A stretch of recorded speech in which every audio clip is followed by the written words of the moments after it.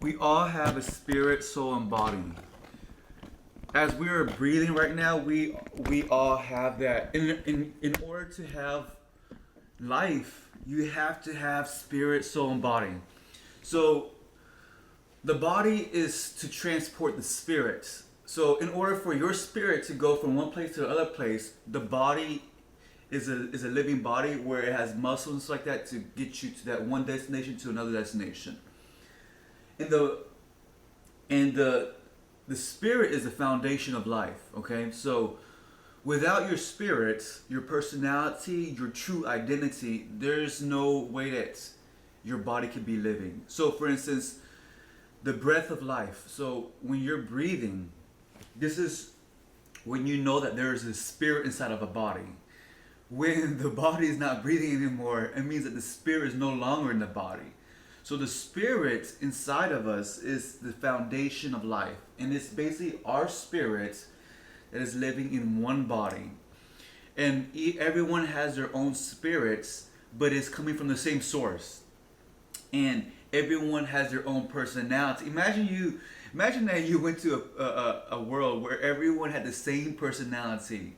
Then that means that the spirit is not eternal. The spirit is not it's not universal. But because we have so many different personalities in our world, it goes to show you that our spirits is full of expression of life, and that everyone that has life has one spirit living inside of them, and it's about expressing your true personality, expressing your spirit.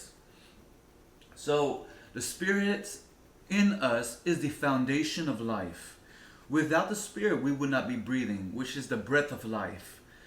And the body is a projection of the spirit living inside of us. So without the body, there's no spirit. Without the spirit, there is no body. So together, it is a union of oneness that's going on. And the soul is how we experience life. So, for instance, let's say you had spirits and you had the body, but you didn't have no emotions. You could not experience emotions. Then there is no life without emotions. Same thing for will, free will, desires. Imagine that you did not have that. There's no way that you can actually experience life. So the soul is part of the Trinity of Life, which is spirit, soul, and body.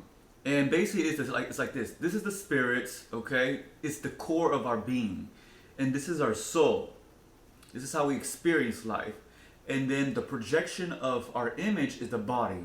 This is how we see image of each individual as one living being. And everyone has the same source inside of them. And it's all about expressing your true identity. And that's the main core of understanding about the spirit, soul, and body. And that when you express your true personality, this is when you're actually releasing your spirit or releasing the gifts that's living inside of you. So that's about it right there. Spirit, soul, and body. I can talk about so much about the spirit, soul, body, but everyone should understand that we each have a spirit, soul, and body. Everyone has one spirit living in one living body. There's not two spirits that can live in one body, because if there's two spirits that can live in one body, that means the projection of that will be two bodies. But because there's only one body, it means there's one spirit.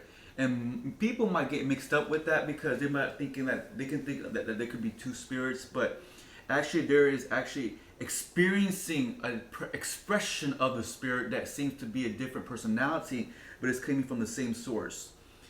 And some people have I would say an idea about like a spirit coming inside of you, in that you're experiencing another spirit. Basically, what is good is coming from the inner spirits. What is not good is actually the absence of the spirits, which can be thought about being a bad spirit, but it's actually not a bad spirit. It's the absence of the spirits. So like negative emotions and bad emotions, is actually the absence of our spirits. It's actually like, it's like heat and cold. Cold is actually not a substance. Cold is actually the absence of the heat. Also, like a cup of water. When the cup is filled up halfway, the cup is not actually half empty. The cup is actually half full. But someone who might see the cup as half empty, they might look at the half empty of the cup as an actual substance or a living form. But it's the absence of the truth. It's the absence of the water. So it's about the perspective. So really, when people are experiencing like anything negative, emotions or negative thoughts and stuff like that, this is actually the absence of the spirits.